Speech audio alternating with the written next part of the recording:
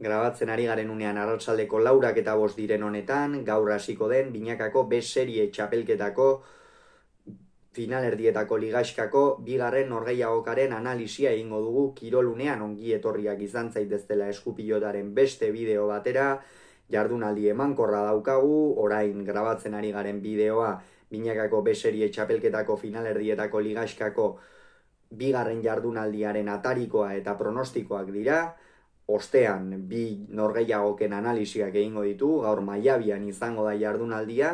eta gauza asko erabaki daitezke gainera B seriean gaur. Bihar izango duzu goizean binakako txapelketa nagusiko finalerdietako ligaxkako bigarren jardunaldiaren atarikoa eta pronostikoak, eta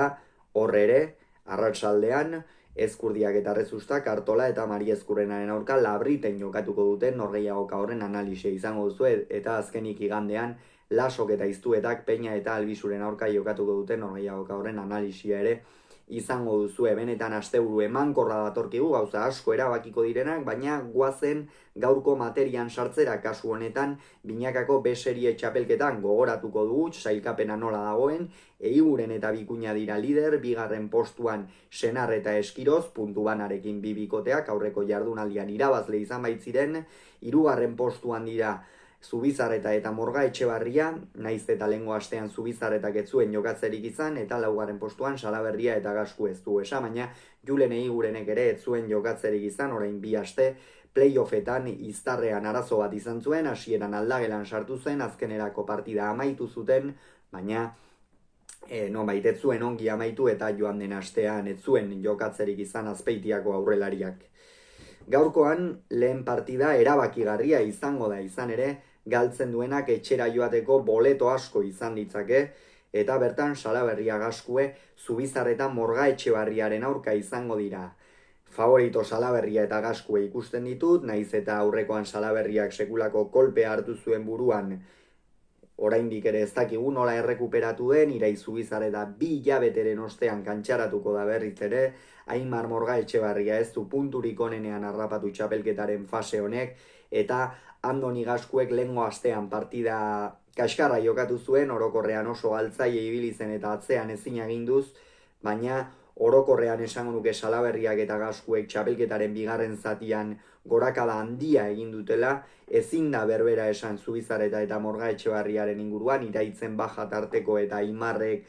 bere maila ere eta freskotasuna jaitsi egin dituela ikusita, horregatik ikusten ditut favorito Salaberria eta Gaskue, atzean Andonik dominatu egin beharko luke, egia da Aimar eusten oso ongi ari dela, baina erora ez dakigu zer gertatuko den, aurrean